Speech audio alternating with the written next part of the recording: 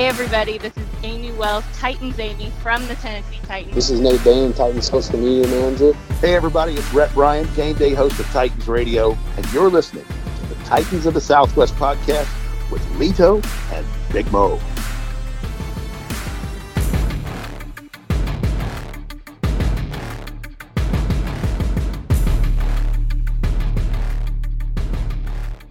And welcome to another episode of the Titans of the Southwest podcast with your host, Big Mo, and my partner, Lito. We just finished up a really great show, talked a lot of content with at Titans Film Room, Justin Graver. He was our guest tonight. We had a great talk. I mean, we stood on the phone for damn near 3 hours. Lito, how did you think that went? Oh, it was so much fun. I mean, like you said before and previously, this is one of the first few times we've been able to kind of jump into actual content about Titans, free agency, draft, releases, additions, stuff like that. And so I think people are going to be in for a really good treat. He knows what he's doing. He put a few names on my radar for sure that I wasn't thinking about previously, and I'm going to have to scribble down their names and kind of go and do some research on them for the draft, and a couple interesting scenarios too coming up with free agency. What about you? Yeah, I really enjoyed it. I've always been a fan of Titans Film Room since I stumbled across them on the great Twitter. I was really honored to have him on the show. I think he hit on a lot of great points, touched on some points that I myself wasn't too familiar with, mainly in terms of draft prospects and potential free agent acquisitions at certain positions on the roster. I really had a great conversation, man. I think people are going to be pleased with this episode. It's going to reflect on some of our insight on the ins and outs of the team. We talked about everything ranging from who's on the roster, the new additions to the roster, and Butler and Lewis and what they mean to the team going forward. We also talked about the big violent elephant in the room, Ndamukong Suh potentially signing with the Titans or at least having a visit. I mean, by the time you hear this episode, as we mentioned, he could already be signed to the Titans or elsewhere. But either way, we still touch on that and the impact he could have on the defensive line. But outside of that, I mean, let's jump right into it. Let's get it going. Yeah, I'm ready to go. You guys are going to spend about an hour and a half, 2 hours listening to us to begin with. So buckle up and, make sure you move all chocolate away from speakers because the sweet, sultry sound of our voice is just going to melt it whenever you hear it. I thought you meant because it's going to be so hot, bro, because of our fiery takes. Well, that's true. Some fiery takes and some smooth vocals. I mean, I don't think you can go wrong with either one, but let's jump right in. Let's jump right in. Tighten up. Tighten up. Follow us on Twitter at Titans Southwest. And remember to like and subscribe to the podcast, as well as review and share. And welcome to another special episode of the Titans of the Southwest podcast. I'm your host today, Lito, and with me, as always, is my partner, Big Mo. And today we have someone that I'm sure all of you guys are familiar with. Most of you guys are familiar with, at the very least. We have Justin Graver. He's writer and contributor for MusicCityMiracles.com, which is an absolutely amazing blog, and he's got some great stuff up there. You also can catch him on Twitter at Titans Film Room. He does some great GIF breakdowns and some great analysis and really awesome perspective on the Titans, the organization, everything as a whole. Justin, thanks for joining us, man. We really appreciate it. Hey, thank you guys so much for having me on. It's a pleasure to be here. I feel like I have pretty strong company that I have to follow. Amy Wells, come on. That is true. You have some pretty big, solid shoes to fill, but, we've had some great people on before. We have a great person on now, and we're going to continue to have great people on in the future. I mean, you're another brick in the wall for us right now, and we mean that in the best of ways, to be honest with you. I mean, what we're building here, we can't do it without people like you and without people like Amy and Rhett and Nate and everybody joining us and kind of really helping us out. So we really do appreciate you jumping on with us. Definitely, man. I know I'm looking forward to it. I was following you before I started doing my own thing, man. I love the work you did with MCM and with your GIF threads, everything, man. So it's truly an honor to have you joining us. Thank you. I'm very honored. I'm very honored as well. All right, so we're going to talk a few things. We're obviously going to hit on free agency. We're going to hit on draft. We're going to hit on the current players we have now, who could make us better, all kinds of different stuff. But right now, Justin, we kind of want to get into talking about you, where you started with all this whole thing. I know Mo's got some questions for you on this, so I'm just going to kind of turn it over to him and let him pick your brain, and I'll jump in here and there. Awesome. Yeah. I appreciate it. Let's do it. All right, Justin. How did you get started? How did Titans Film Room become what it is? Well, actually, I first started writing about the Titans before I had a Titans Twitter account for titansized.com back when I was in college. And it was a really interesting experience. I didn't really know very much about football especially the way I do now. And I'm pretty self-taught. I played football in middle school, but I didn't even play in high school. So most of my football knowledge is from watching other people do breakdowns and just learning as much as I can and reading about as much as I can. But I was a very statistical based analyst back then, which I hate about myself now, because if you know me at all, stats without context is like my mantra. Stats without context is irrelevant. I started writing about fantasy football first, and then as I watched fantasy football players, I started realizing how much I liked just watching players in general and breaking down their skills. And you didn't get to watch defense if you're just breaking down fantasy football players very much. So I started watching both sides of the ball and writing more about the Titans and less about the Titans as they related to fantasy. And then I was on Twitter during the offseason of 2016, early in the offseason last year. And I don't know if you guys follow at Brickwall Blitz on Twitter, Jonathan Kinsley, but he did a Marcus Mariota gift thread. It was the first gift thread I'd ever seen, and I don't think he invented them. It was the first one I saw, and it was Marcus Mariota and just all the great plays that Marcus Mariota had made from the year and breaking down what was so great about him as a quarterback. And I was like, there's no one that really does this full time for the Titans. And there was another guy, Marcus Mosher, who writes for Bleacher Report, and he's the host of Locked On Cowboys podcast. He was doing this kind of stuff for the Cowboys, just like gift threads of Cowboys players and breaking down Cowboys film, plays, news. And I was like, there doesn't really seem to be anyone that does this for the Titans. Like, we have the Titan-sized Twitter, Titans MCM Twitter, but nobody that was out there tweeting gifs and breaking down plays specifically for the Titans. And I thought, I think I can do this. So I just started, and here we are, a little over a year later, and it's been a great experience. Well, I think you definitely filled a void, man, and I think you're exactly right, and your gut feeling was right on point. We didn't have that, and I mean, other teams had their guys that would put together gifs and threads, but we didn't have our own. Now it's nice to say that we do have our own guy who can break it down beyond just the box stats, because football is so much more to that. And I think it's important that somebody highlights it's a lot more than box stats when you're studying your team. Yeah, I agree. And a lot of it for me stemmed from the fact that people in the national media and just national casual fans don't know how good Marcus Mariota is. And they don't. Like, that was something that Kinsley's thread opened my eyes to, is like, wow, this guy's out there showing the whole world that Marcus Mariota is a great, young, promising talent at quarterback, and people need to know that. And I was thinking, like, there's a lot of Titans players like that. Jarrell Casey, Taylor Lewan to some extent is underrated. Delaney Walker still, Kevin Byard. These guys deserve to be recognized, and if I can help with that in any small way, like, I want to.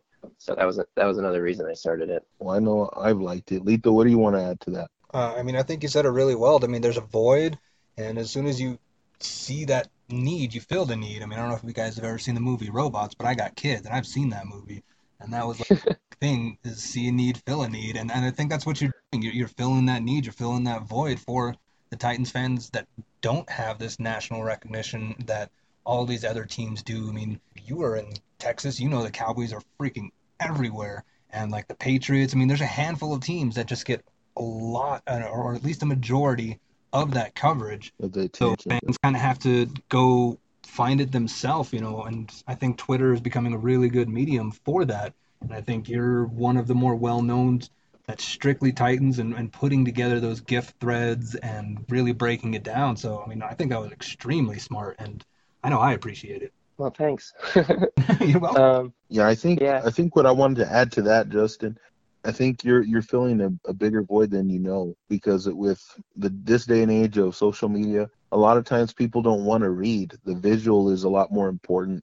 And the visual, to some people, picture's worth 1,000 words, but a GIF is worth 1,000,000 words. You could really see the breakdown of a play. I don't know how much time you invest in going through the GIFs and looking through tape, but I'd imagine it takes up quite a bit of your time. Yeah, I mean, it is time consuming, and that's why I can't always put out as much stuff as I want to, because I am working a full-time job and doing other stuff in my spare time as well. And it's like, I wish I could just spend all day watching football and watching draft prospects and watching Titans and potential free agents and who the Titans have to play, and just spending all my time and getting paid to do that would be really a dream come true. But I'll have to settle for just doing it in my spare time whenever I can. Yeah, that's how we are too, bro.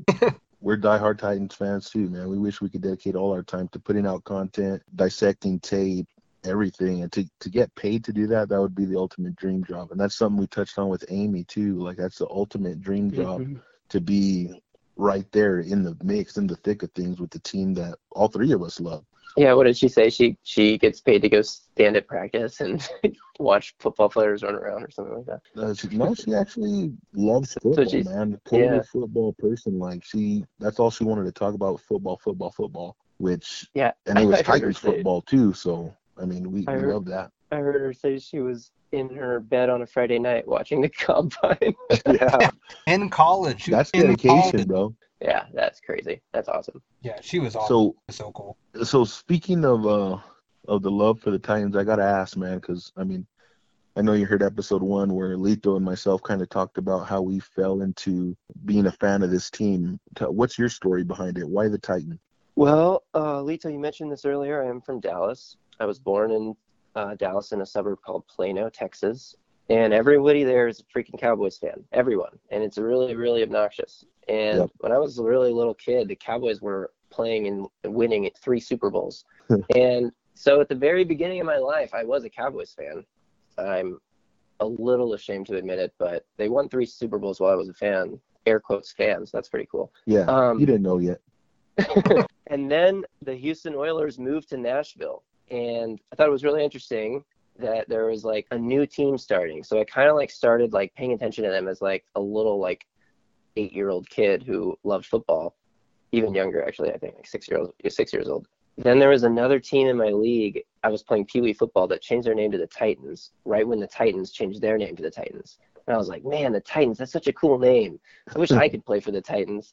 So I'd go home and play, I think it was NFL Game Day, as the Titans and play as Eddie George. And Eddie George very quickly became my favorite player. And I like made my parents buy me an Eddie George jersey. And then I made my parents buy me like a Titans bedspread when I was like really, really little. Yeah. And then this was all during the run of the Super Bowl season. And then they lost the Super Bowl in the most devastating way, just coming up just short. Everyone, I don't have to talk about it. Oh yeah, we don't talk about that. No. And I just felt so sorry for this new team that had come so close and come up short.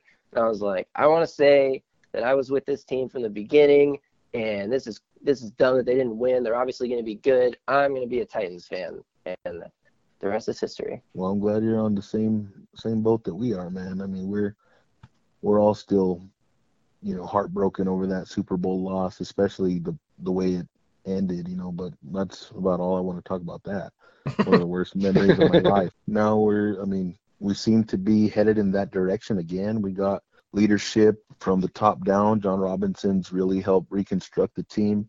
And I wanted to get into that a little bit, starting with this year. Let's talk about some of the free agents that we added. First off, Malcolm Butler. I mean, super shocking signing when everything was kind of quiet for a little while during the beginning of free agency.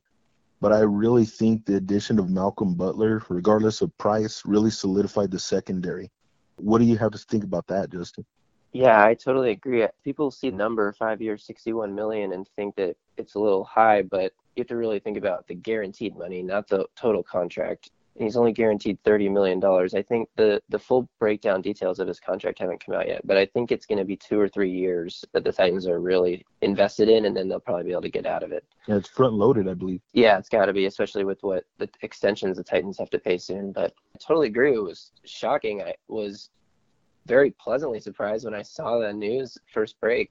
And it was something that I kind of I had talked about with a few people on Twitter and on MCM earlier this offseason about if Malcolm Butler, he's probably going to be, the Patriots are most likely moving on, especially after the Super Bowl, blah, blah, blah. Like, do you want him? And I was one of the people that's saying, yeah, I do want Malcolm Butler. Mm-hmm. And I'm pretty excited to add him to the secondary. I think he completes what's going to be one of the better groups in the NFL now, especially considering Coach Coons coming in and coaching these guys up, like taking a player like Adoree Jackson, who's a little more raw and refining his technique, which is what he's known for.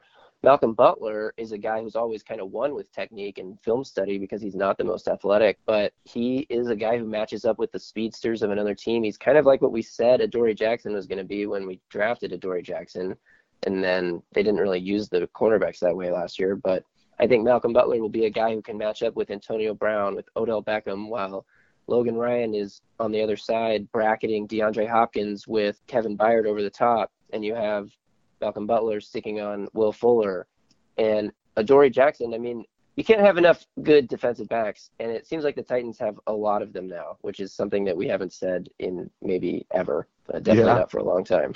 Yeah, I agree. I'm very excited to see what a guy like Harry Coombs, who's known for, like you said, refining technique of the players that he coaches, with that amount of talent in his defensive back room. I mean, we're in for some big things this season. We're in for some big things. And the great thing is, too, we have depth with LaShawn Sims coming back. Ty Smith had a pretty solid year. Bryce McCain is already out of the building, hopefully. I mean, we're going to be in great shape from a defensive back standpoint.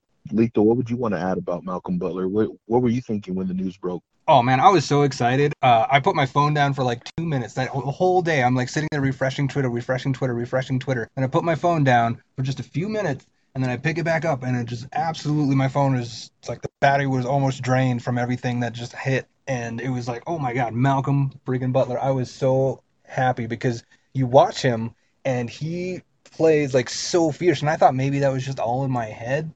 But then you see all of these reports, and one of the best quotes, and I'm going to mess it up even though it's the best quote, is somebody said that he lines up like every single snap. His food and his rent depends on it.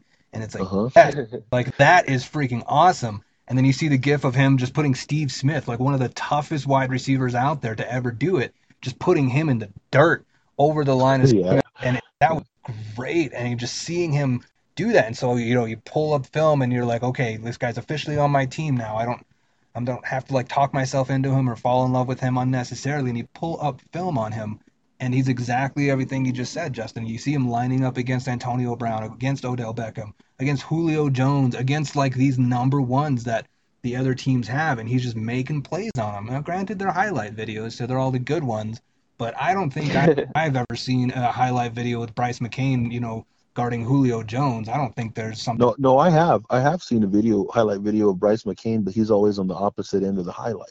There you go. Yeah, that's what it is. It's whenever there's a wide receiver highlight film, it's always on, to that. But you know what I mean? Like he takes away that number one. And so my immediate thought, and I don't know what you guys think about this, and you can correct me or tell me I'm stupid, but like it seems to me like Butler will be on the 1, Jackson will be on the 2, and then Ryan will be on the slot and covering the middle and kind of helping over the middle. And unless there's like a big discrepancy where the number 1 is like stupid fast, then Jackson will join up on him with Byard kind of helping him out over the top. But that's kind of how I saw it playing out. What do you guys think? Can I just really quickly piggyback on Malcolm Butler quotes? I have a good one. Cameron Wolfe tweeted this out. Malcolm Butler said, I love this. When I first got to the NFL, I got my first check.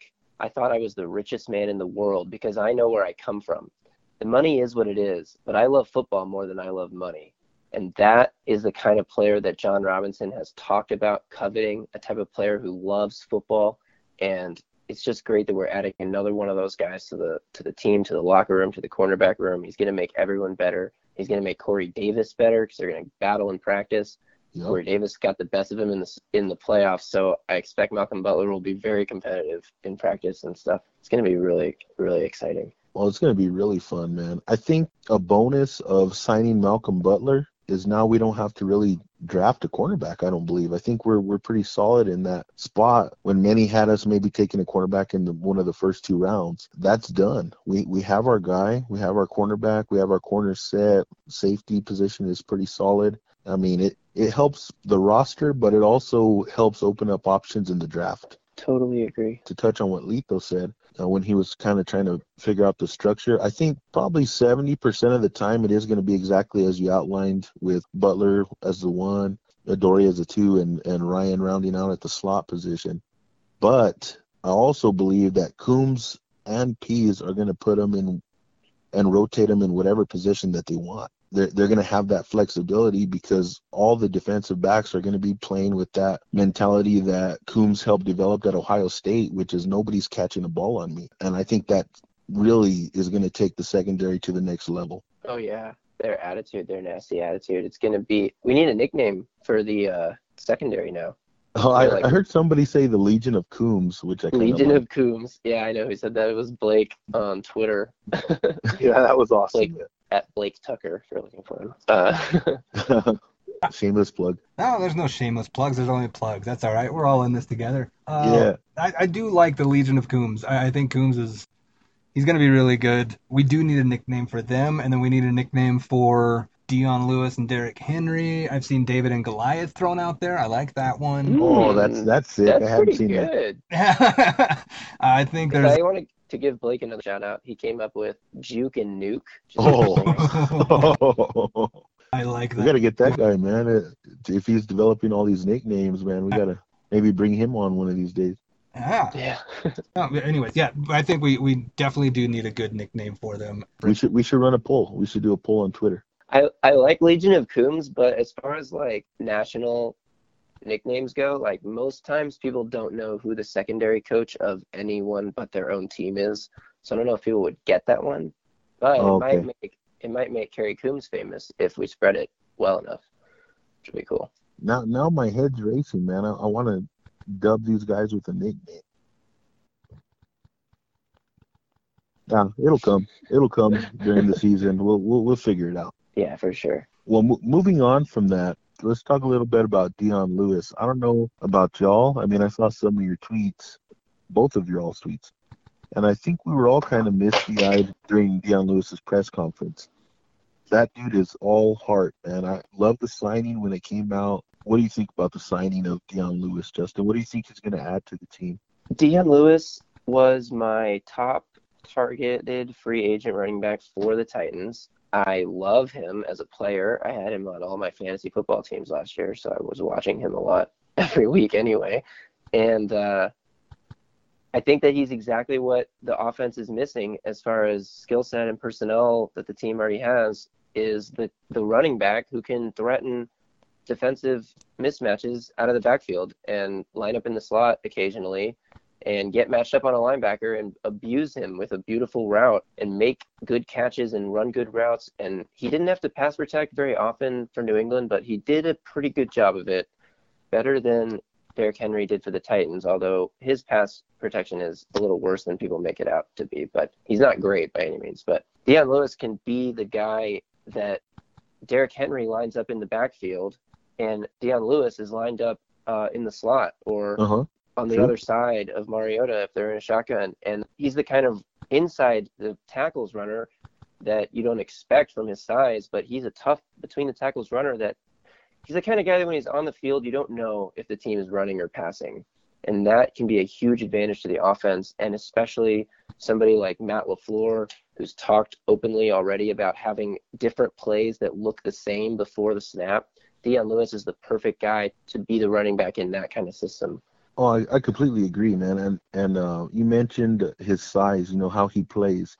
I think he plays very violently because he has to. I mean, when he hits the hole, when he hits a crease, he violently pushes the hole and makes sure that, if anything else, he's going to gain at least 2 or 3 yards. And with Derrick Henry being able to see, somebody that's much smaller than him run as hard and as violent, I think it's only going to make Derrick Henry that much better and push him to want to run with violence and push the holes. I don't know. That's my mind frame going into it. Yeah, and competition. I mean, I don't know how Derrick Henry is going to feel about not being the quote-unquote bell cow back. I mean, he's still going to get a pretty great fair share of carries compared to most tandem backs in the league. But I don't know if it's going to – I'm assuming that he's a competitive guy and it's going to fire him up and motivate him to work hard and, like, you know, earn his touches and whatever you want to call it. But I don't think that signing Dion Lewis means anything like that the coaching staff has any concern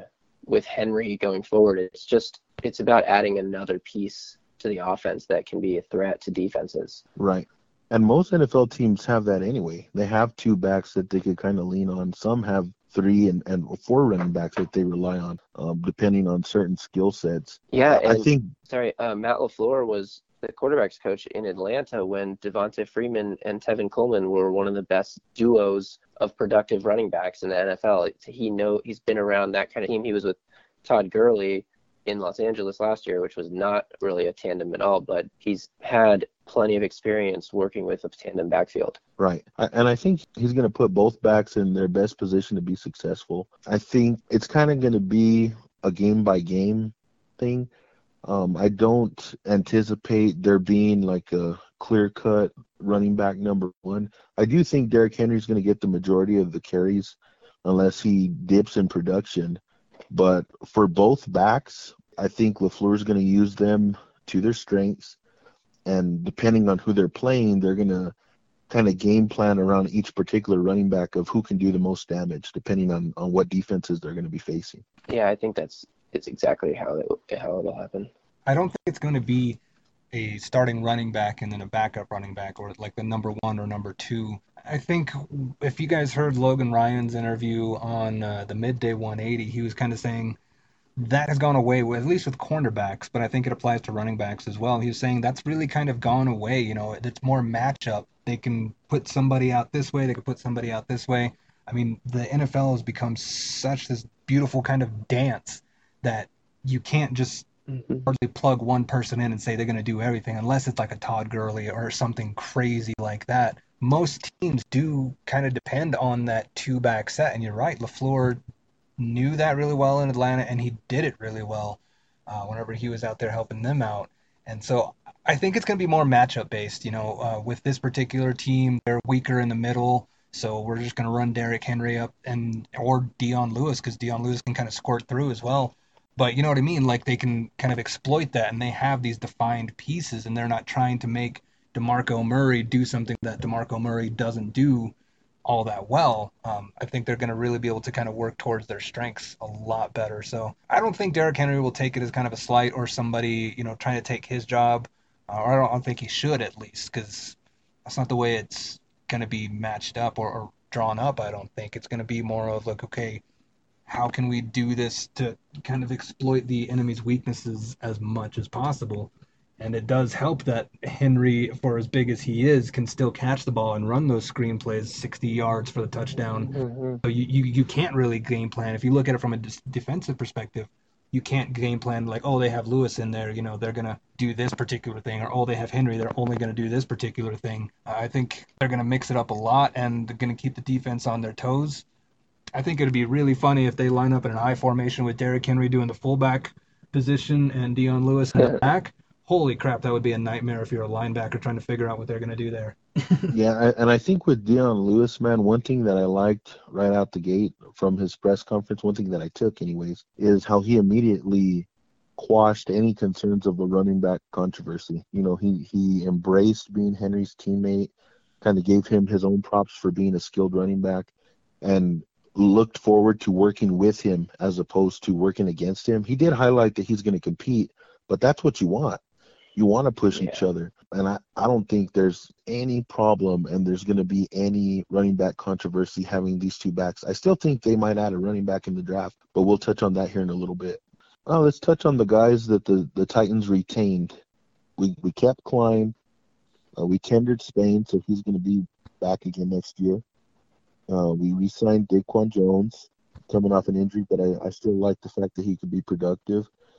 Kept Suckup. What did you guys think of the 4 that we retained? I love Daquan Jones's re-signing. I think that he was really coming on strong last year before his injury. He's the kind of guy that's been getting better every single year, and I think he's got a great attitude. He puts his head down and works hard. He doesn't ever make a big deal about. I mean, you don't really hear much from him very often. And the contract the Titans signed to him is not a small one, but it's not a big deal either. It's an interesting fact that the Titans, between their top 3 D linemen contracts, which is KC, Sly Williams, and now Daquan Jones, is one of up there among the higher defensive line total salaries in the league. The Titans end up signing Ndamukong Suh, which we'll talk about in a second, I think. Yes, then that contract salary total would probably go to the tops of the league. But it's not a horrible deal for the team. It's 3 years, $21 million, $14 million guaranteed, if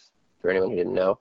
And it has something I really like about his contract is it has incentives in sack bonuses. So the more sacks he gets, the more money he makes.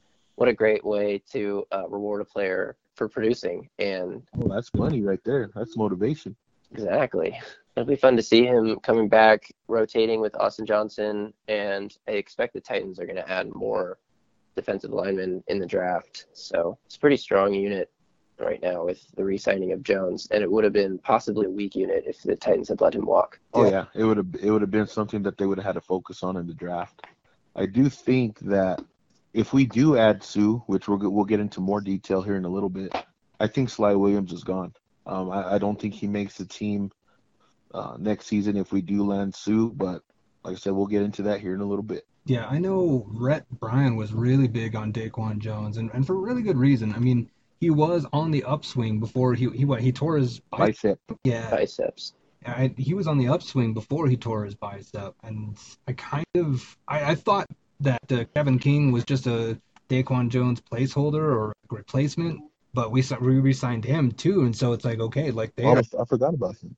Yeah, they're trying to get that's right. in the middle, and like he's a decent player. I mean, he's not game wrecker or anything like that, but he's depth, and John Robinson loves depth because you never know what's going to happen, and that's why he signs these players that we may not have a glaring need at that position, but he signs them, and then halfway or 3/4 of the way through the season, something happens. It's like, oh, I'm so glad we did that, and I think that's where he really excels. So Daquan Jones was a great signing, and I think you're right. I mean, our defensive line is kind of sneaky becoming one of the better ones. I mean, we were top ranked or among the top ranked in run defense already, and a lot of people were saying, oh, well, that's just because they know they can pass everywhere. Well, it's like, well, they can't pass everywhere now with Malcolm Butler back there.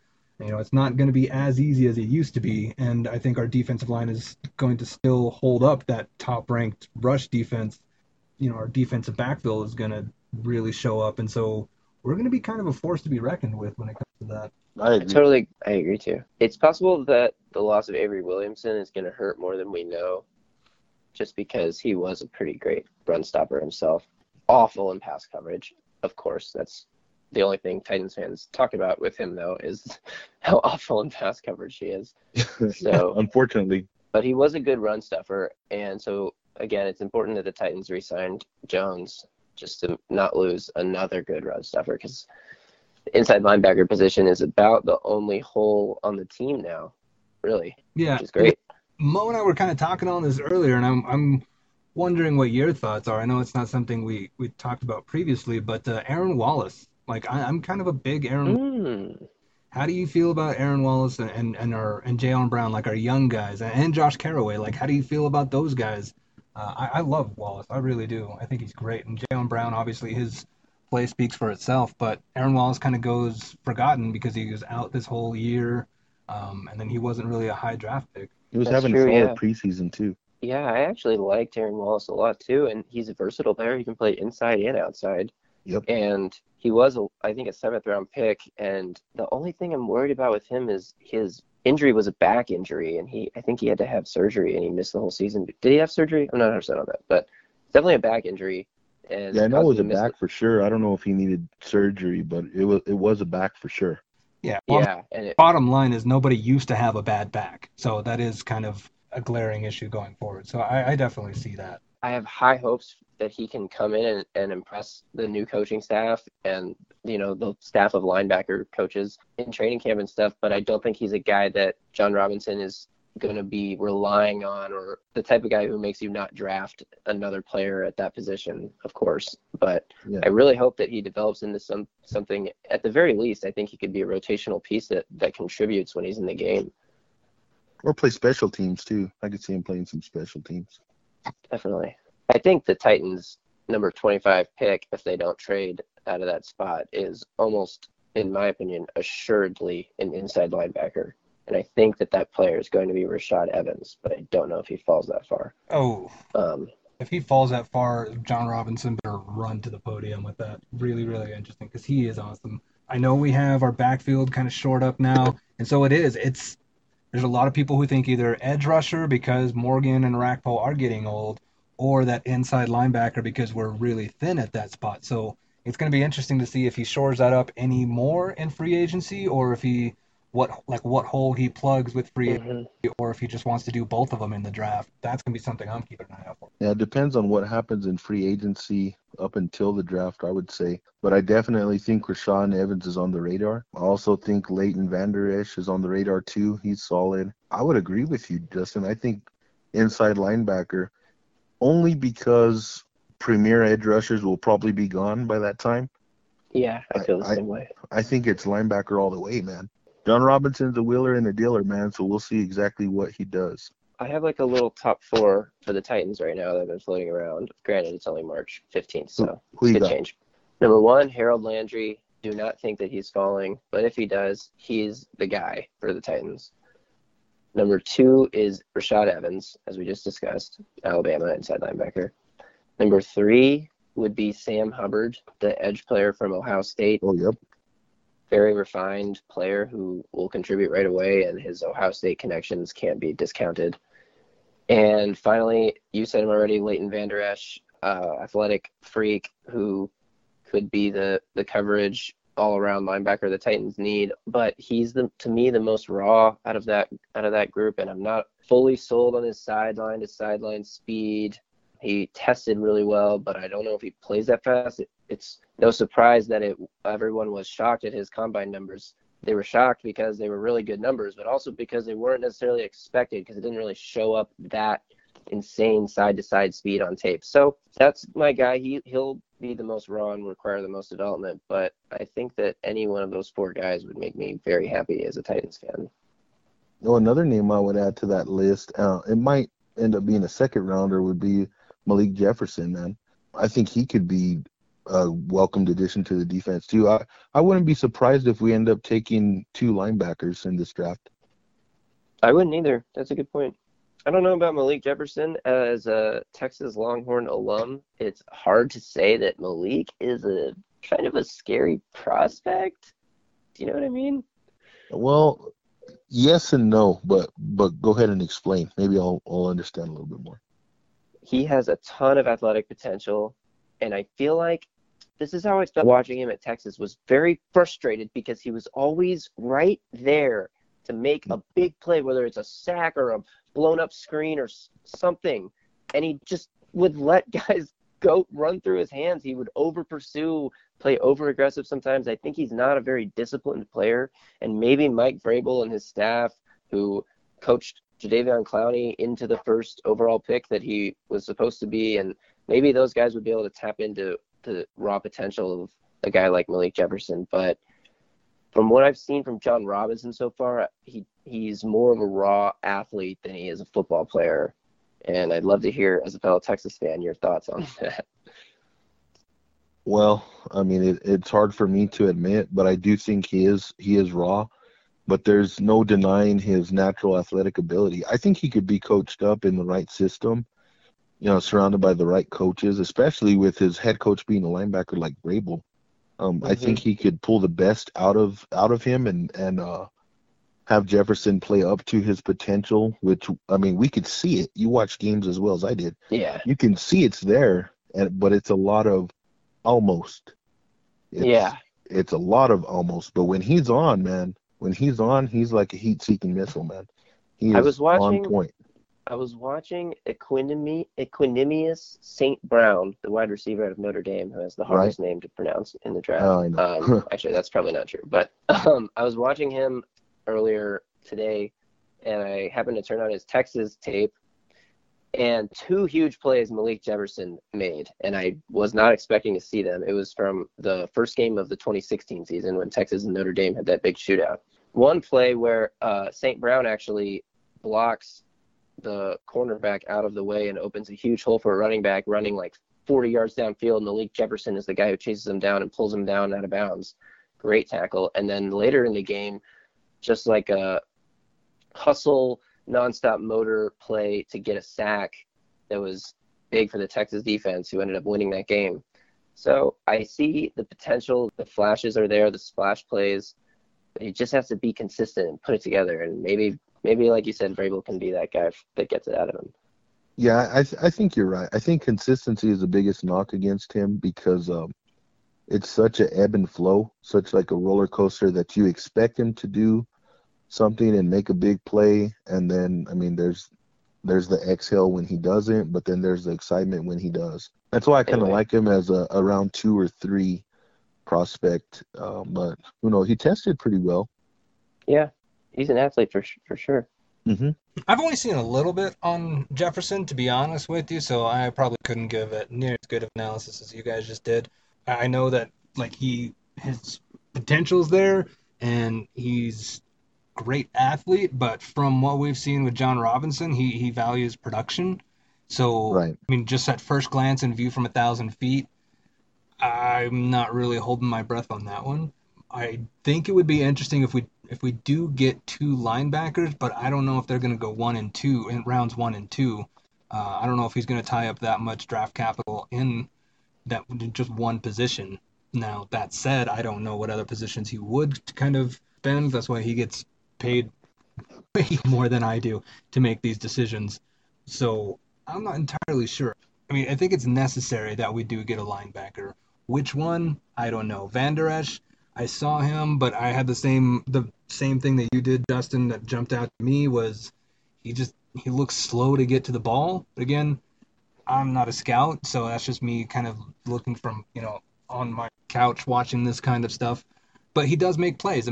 He may not be the flashiest and the sexiest with that kind of stuff, but he does make the big plays, and his measurables are not something to bat an eye at. So I think it'd be really, really interesting. Harold Landry, I don't think he's going to get past, at the very least, 20. The Lions need someone just like him. Everyone needs pass rushers. That's true. It's so hard to come by, man. Yeah, Evans, I think, would be great to get there, but if he falls to 25, that's kind of a big fall. But you never know. Reuben Foster dropped all the way there, but I think that was more personality and off-the-field issues, because now look where he's at. So it's kind of a crapshoot, to be completely honest. I'm not entirely sure. The obvious positions of need have been addressed in the past week already, so now it's just okay, what is he going to do? Let's see. Yeah, I think for teams like us, what we got to hope for is that a handful of quarterbacks go in the top 10, which will push quality players like Evans down to 25. It could even push Landry to 25. I think there's a higher chance of Evans being there at 25 than Landry, but crazier things have happened. One sneaky guy I like in the second round, you guys can agree or disagree, but Shaquem Griffin.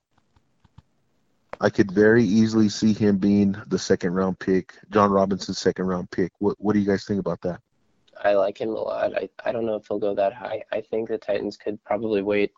There's going to be a team that reaches for him because of his story, potential to, fire up a locker room and inspire a team. And he plays with such a passion, such a high motor, and he's a skilled player.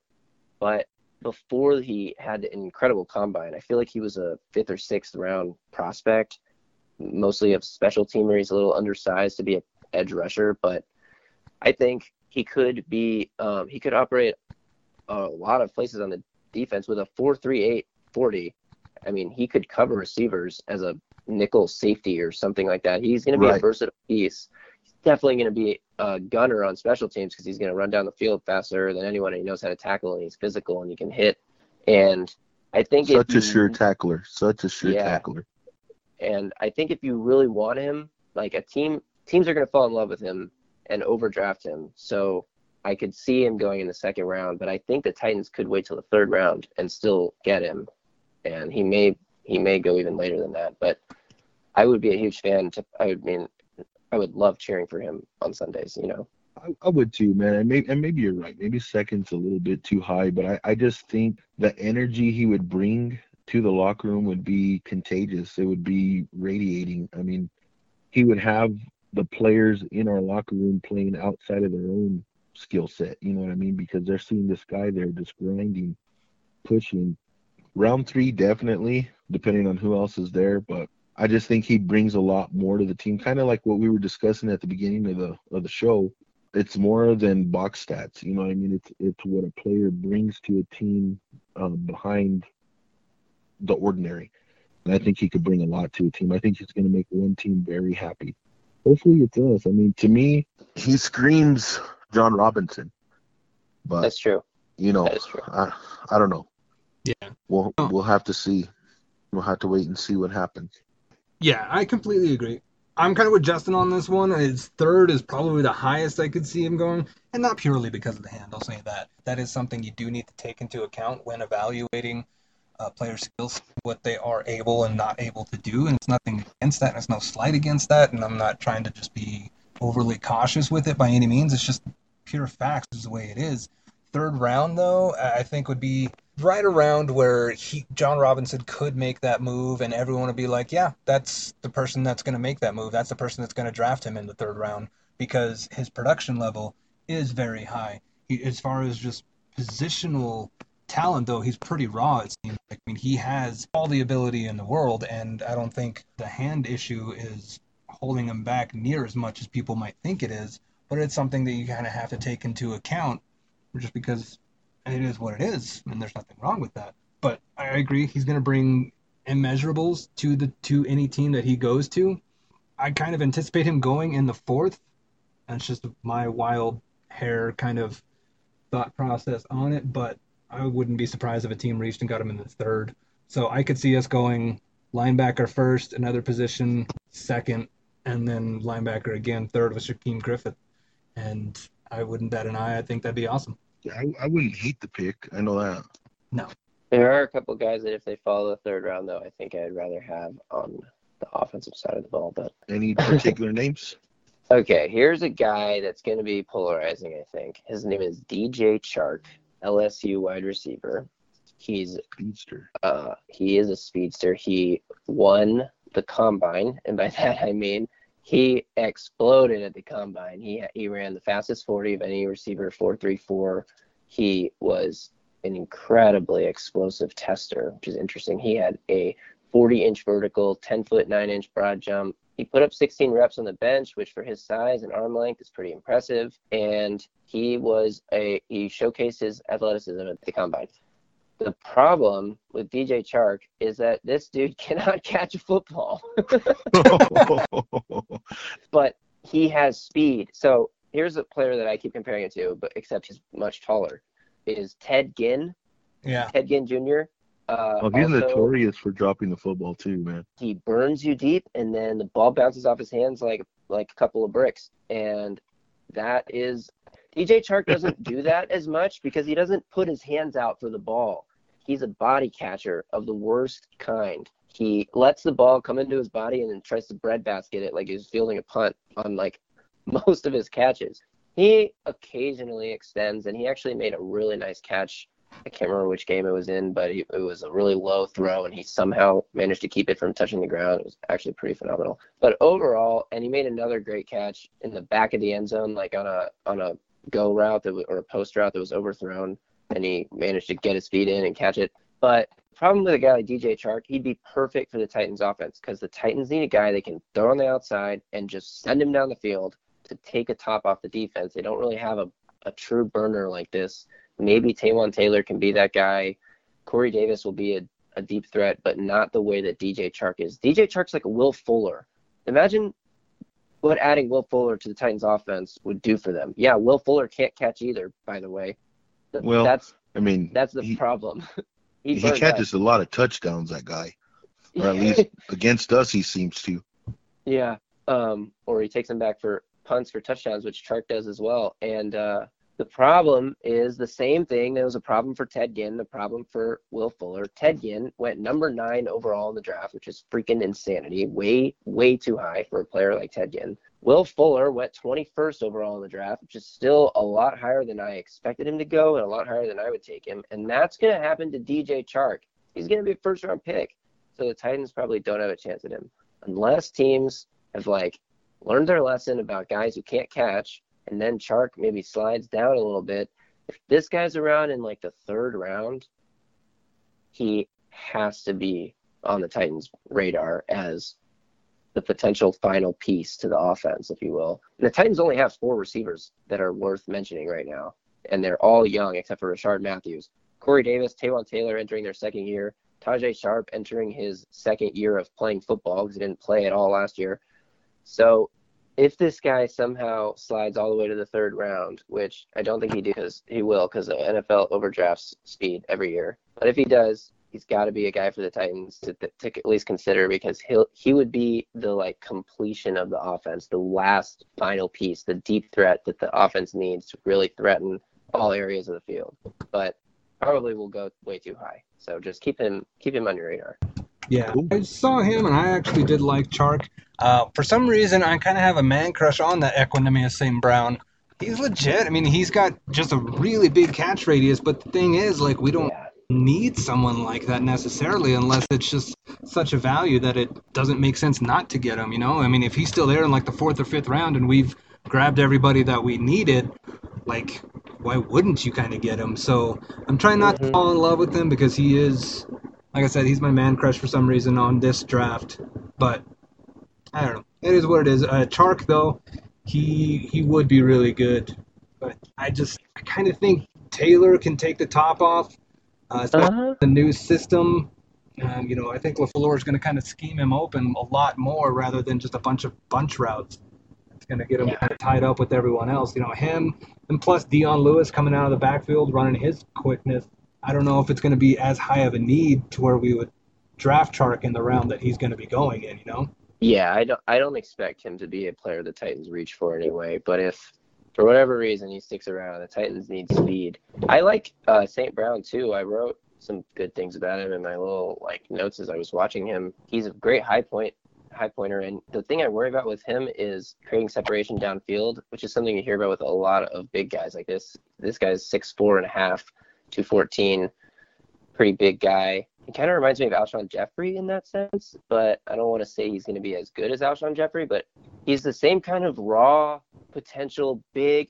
It's really funny watching this guy play against the college defensive backs from some of those smaller schools because he just towers over them. I think he could be in play for the Titans, but the Titans need someone that could step in if Corey Davis or Rashard Matthews or Tajay Sharp. There's only 4 guys. They need depth. They need bodies that can fill the same roles if somebody gets hurt. And that's the kind of guy that I think St. Brown would be. He also kind of reminds me of Bryce Butler, remaining free agent besides Sue, that the Titans could sign. So if they wanted the younger version of Bryce Butler, I feel like Bryce Butler, who's 28 now, never really got a fair chance to be a contributor in the NFL. But if they wanted a younger version of him, I think St. Brown could be that. Have you seen much of St. Brown?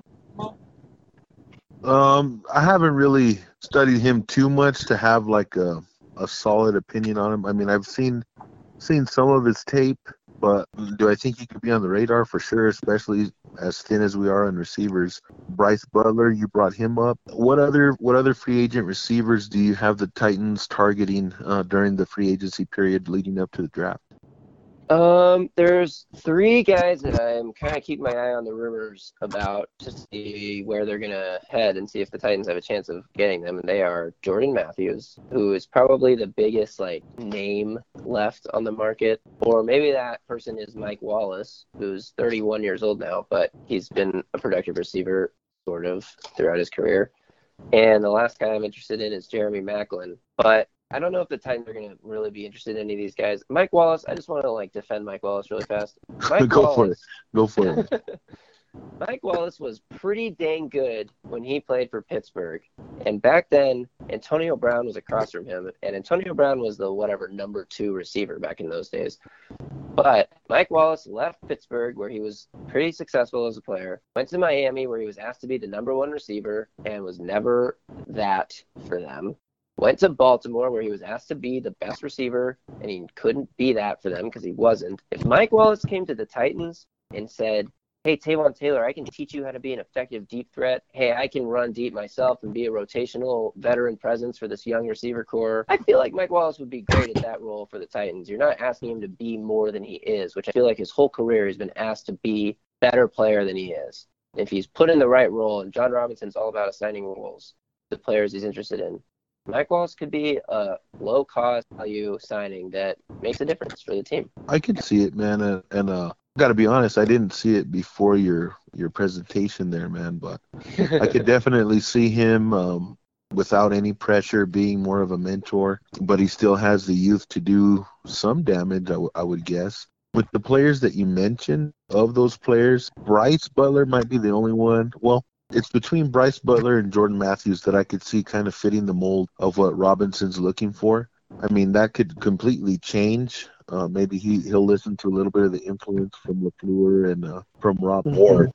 But I think he's looking for a blue-collar player to, put your head down, go to work. And is Mike Wallace that guy? I'm not too sure. That's a good point. Jordan Matthews, I think he could be that guy. And I think a part of him would play even that much better, being that he would be back home in the state of Tennessee. Bryce, I don't know, man. I can see Bryce coming in and kind of rounding out the receiver room, and he has that chip on his shoulder. I mean, yeah, very well he could stay in Dallas, and Dez could be the receiver that's out of the mix. You know what I mean? But it's going to be very interesting to see how it shakes out.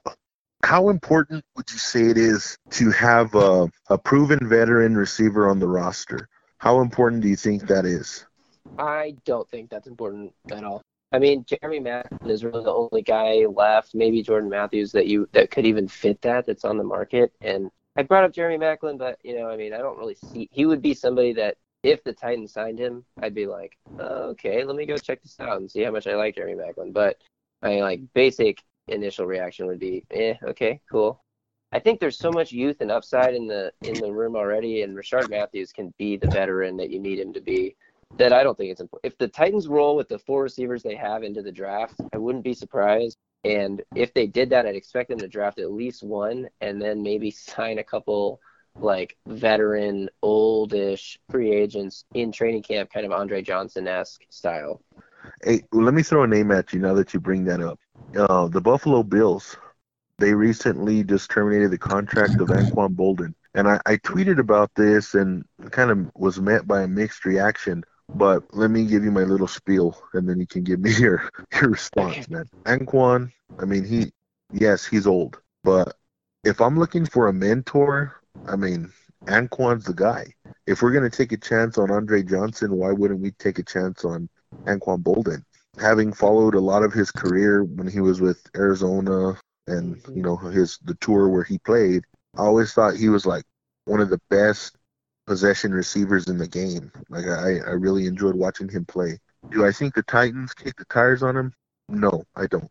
But if you're wanting a veteran presence in there for camp, maybe to see if he still has a little bit left in the tank, I mean, he's a quality character guy. What do you think about that? What do you think about Anquan Boldin being a potential mentor, or do you think he's hanging up the cleats? That's pretty interesting. I hadn't considered him at all until you mentioned him, but I think, as a guy who always won with physicality and technique and solid route running, those are traits that you keep winning with even when you lose your athleticism. And so I think he could still be a rotational contributor if you throw him out there because you need to go catch a touchdown on 4th and goal or something, Andre Johnson style. Yeah, I would trust him to do that. I would also trust him to teach Corey Davis how to play more physical. I remember something interesting because Corey Davis was a pretty physical receiver in college, but that play against the Bengals when he took it to the pylon and almost scored, but tried to reach it out and ended up not scoring, and he fumbled out of the end zone. I remember after the game, Terry Robisky, thank goodness he's gone, we don't have to talk about him anymore. Terry Robisky said, "You got to be physical and strong. You got to power your way into the end zone. You're 6'3", 2 whatever. Like, get in the end zone and use your body." So maybe Corey Davis does need to learn to be more physical, and who would teach him that better than Anquan Bolden? That's a pretty good point. Yeah, I think in no way am I ever going to agree with anything Terry Robisky said, but in this circumstance here, I talked with in my interview that I did with the Post Route, we kind of discussed Corey Davis a little bit prior to the show, and we actually discussed that play, and me and Anthony when we talked. Shout out to the Post Route. If you're not following them, at the Post Route 17, just had to throw that in there. But when I'll be on the Post Route later next week. Oh, nice, man. Yeah, I love those guys. But we actually were talking about the play you mentioned where Davis, stretched out instead of barreling through. And to me, I think he didn't get a fair shake there. Having played the game, I mean, a lot of times you try to make a football play. And I think that's what he was trying to do. He wasn't trying to fumble the ball into the end zone, obviously. He was trying to score his first touchdown, man. And I think it was more reactive than a clear-cut decision of, I'm going to try to stretch out. It was just reactionary, and I think he will be more physical this year, and I think he is going to have the coaches demanding a lot more of him, being that he was the 5th overall pick. One thing I want to add before we move on to the next chunk of our discussion, which is the elephant in the room. We'll get to that. The big elephant. The big violent elephant. The big violent elephant. One thing I wanted to add, and in no way am I going to pretend to know how it really works in an NFL locker room. So to me, I don't know if the tight ends and receivers are completely split apart. I know they have positional coaches, but to me, Delanie Walker has been that veteran presence that drives the team's receiving group, because I mean, he's Delanie freaking Walker, man. I think that we have to talk about it. The big violent elephant in the room, Ndamukong Suh. Chances are, by the time you listen to this, he could be signed, hopefully, to the Titans, or he could be signed elsewhere. Either way, let's kind of talk about what the addition of Ndamukong Suh would mean to the Tennessee Titans. I think it would be a monstrous addition at the right price. Justin, I'll get your take first. So, Ndamukong Suh, first of all, Donkey Kong Suh, when the news first broke the Dolphins were going to cut him a few days ago, it was like, oh, really? I don't know if this is common knowledge, but the Dolphins have a guaranteed contract deal with Suh that even after cutting him, they owe him $22 million for this year. He's still going to get paid. He's still going to get paid. So it doesn't matter. It's only for 1 year, but I don't know how big of a contract he's necessarily going to need to be motivated to play, because he's already making $22 million from the Dolphins this season. Another interesting point, when it first comes out, you're like, oh my gosh, Suh. There's a lot of people out there who are all like, Suh was good in Detroit and he was a bust for Miami, and why are they cutting him if they don't like him, if he's so good, and blah, blah, blah. He wasn't a bust in Miami, bro. That's what I don't get. Yeah, I don't know if you guys follow Justice Mosqueda on Twitter, at JuMosq, JUMOSQ. But he compiled a list of the most tackles this season by NFL defensive linemen. Of all the players listed as a defensive tackle, Suh had the most tackles at the line. Suh is a dominant player at the line of scrimmage. You can't pretend otherwise. You can dislike him as a player because there's no secret that he's a dirty guy who stomps on players and he's done dirty things. And he's done dirty things, and this is football, and this is a sport where 11 guys throw themselves as hard as they can at each other for 10 seconds on every play. I know. If you don't like guys getting a little too rough and physical, I mean, football is full of those kinds of guys, and those kinds of guys can fire up your team and your defense and make offenses scared to play you. You want to have a nasty defense. You talk about having a nasty offensive line. Maybe Suh takes it a little too far and crosses the line in what's considered bad sportsmanship or whatever. But I think you take that because it comes with literally outside of Aaron Donald, the most dominant, unblockable defensive lineman in the NFL right now. you can get him to play motivated on every play. And one last thing before I throw it back to you, the Titans have a connection. Their new defensive line coach, Terrell Williams, was the defensive line coach in Miami for Sue. So the first thing that I thought, and Mike Miracles on Twitter tweeted this out when it happened as well, was, wow, those two guys like each other. Because otherwise, Sue's interest in Tennessee would not exist, you know? I don't know if anything ever came out about Watkins not having interest in Tennessee, but there were very many rumors connecting the Titans to Watkins, despite Matt LaFleur's connection. There was a lot of talk about Watkins' comments about Rob Moore.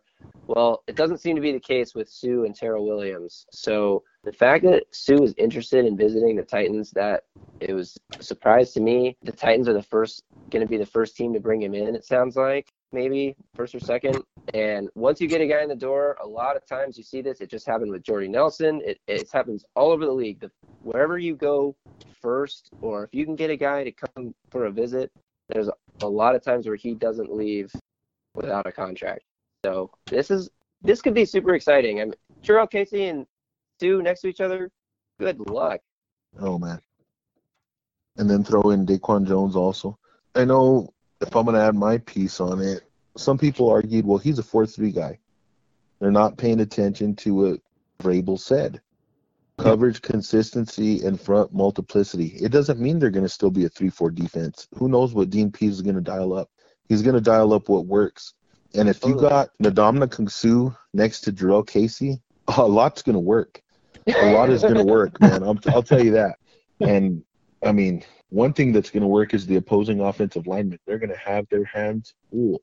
I want to present you guys with some, okay? Speaking of Ndamukong Suh, Miami was a train wreck. I'm throwing that out. And Sue wasn't a big part of the train wreck. I mean, they're having coaches resigning their jobs from doing drugs on video. I mean, it's a whole nother debate for another thing. But Ndamukong Suh, adding him to the defensive line would do wonders for Jurrell Casey, who's already proven he could be productive without elite help or elite company next to him. Now, I want to run some numbers by you guys. Okay, Miami, primarily base 4-3 defense. Ndamukong Suh lined up at D tackle. Next to him, you had Jordan Phillips. Okay, these are the numbers. Okay, here's Ndamukong Suh's numbers. 47 combined tackles last season, 2 forced fumbles, 4.5 sacks. 51.5 sacks on his career, but that's a whole nother debate. But let's focus on last season. 47 combined tackles, 2 forced fumbles, 4.5 sacks. Now, those numbers aren't eye-popping, but, I mean, that's production. That's what I see when I look at those numbers. And he's the guy that gets double-teamed and is the focus of defensive attention on every single snap. Every single snap. Sometimes, I mean, Cameron Wake is pretty talented. But Cameron Wake is a talented pass rusher in his own right, but there's a reason he's got Sue playing in the middle of the field and freeing him up for a lot of one-on-one opportunities. Exactly. Now you're kind of hitting on where I'm going with this. Next to Sue is a guy, Jordan Phillips. I mean, second-round pick. There's not really much I could say about him. But here's his numbers last season next to Sue. 16 combined tackles, 2 sacks. Definitely not eye-popping numbers. And this is a guy who's definitely not getting double-teamed or triple-teamed. Those are extremely low numbers. You go to the outside, on one end, you have Andre Brandt, another veteran player, former second-round pick by Jacksonville, used to be a Jag. Here's this guy's numbers. 23 combined tackles, 4.5 sacks. Pretty solid. He plays next to Phillips. He doesn't play next to Sue. Mm-hmm. Now, you mentioned it, Justin. The guy that plays right next to Ndamukong Suh, Cameron Wake, elite in his own right, but we're talking about a 36-year-old guy. He's not young.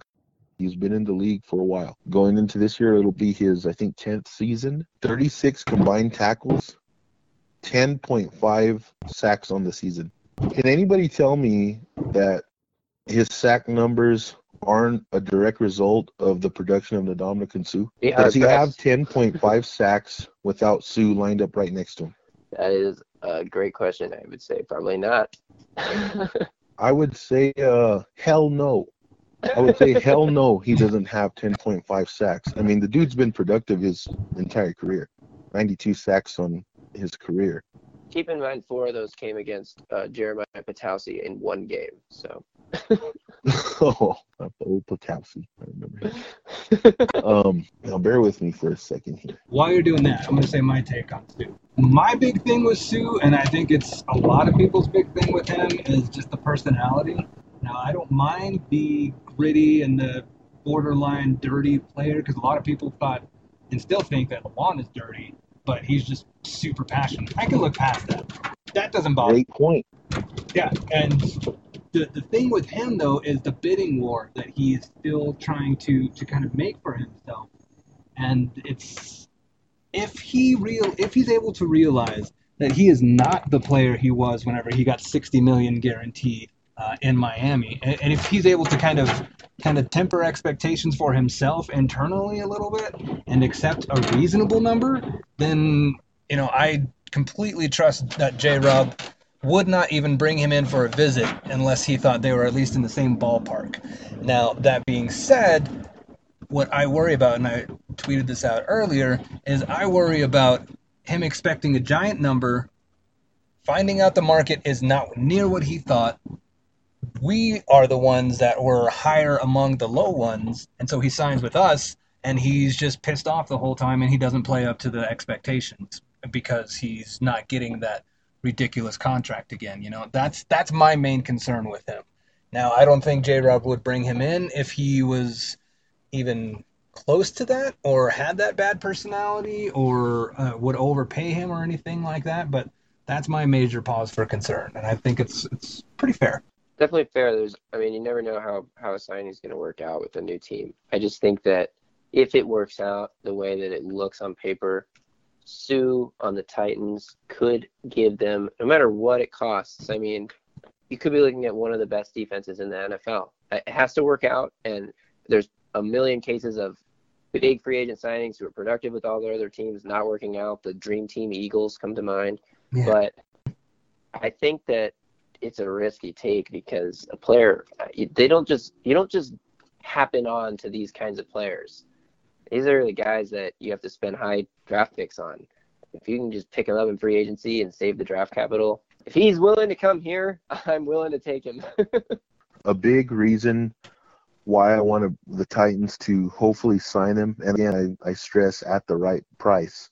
Now, maybe overpay a little bit, but don't financially cripple yourself heading into the next few years. But I think it's only fair to Casey, man, for the production that he's had on the team without, as I mentioned before, having elite talent surrounding him. The last time Casey had a double-digit sack season was in 2013, and he did that with little to nothing next to him. He had Dave Ball, who was pretty decent. Cameron Wembley, he was okay.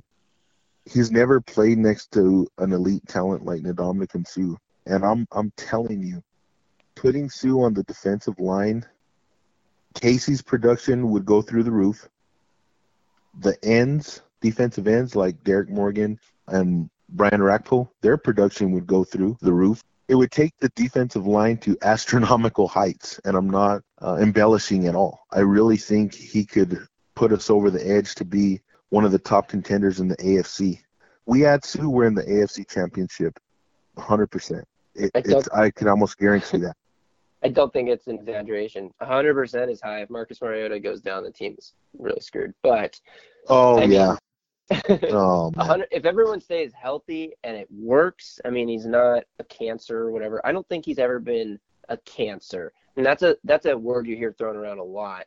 The guy who's a cancer is a Kendall Wright, who clearly doesn't like the coaching staff and wants to do his own thing and isn't a team first player, who's more concerned about getting his stats and his money than anything else.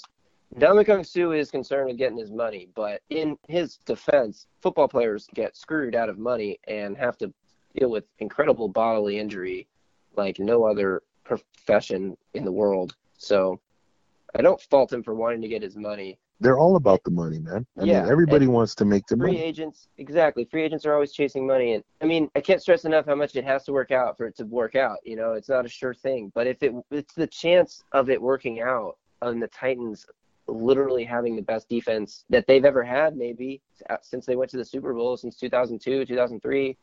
That's what he could bring. And I think if you can, you try. I think it's 50-50 too. I know, Lito, you brought it up. Either he's taking the interview with Tennessee to gauge the price to see what the offer is going to be in his little sweepstakes bidding war thing, that whatever fiasco is going on. Or he genuinely has the respect for Williams. He's going to hear the coaching staff out, who I think if anybody could persuade him to think championships instead of dollars, it's Vrabel and John Robinson. Mm-hmm. I mean, if they could sell him on, look, Sue, you come in here, you go to work, you produce, we're competing for a title. We're competing for the Super Bowl. Something Sue's never done. Yeah. I mean, I'm on the side of get Sue to Nashville and don't let him leave. Do not let him leave. We did the same thing with Brian Orakpo. I don't think we let him go home. The potential's there. Yeah. I want to address one quick thing. Diana Rossini on ESPN said that Sue is looking to go to the highest bidder. Fit and team don't matter. Now, I just want to say that happened, and he has since rolled those statements back a little bit and said that that's not what he meant, and that he wasn't trying to imply that he doesn't care about winning or where he goes. So people want to use that as ammo to say Sue's bad, don't sign him. I think that stuff got blown a little out of proportion, and maybe that's just me trying to talk myself into liking Sue, but I don't think so. Well, I'm glad you brought that up, because it's important to understand the context. I mean, any quotes can be cut and pasted, and the perception from what you read could be there's no end of the spectrum. But to touch on Sue one more time, you brought up something I really liked, Lito, about bringing up Taylor Lewan. Now, as a Titans fan, I don't see Taylor Lewan as a dirty player, but I love the nastiness that he plays with. I love it. Especially from an offensive lineman.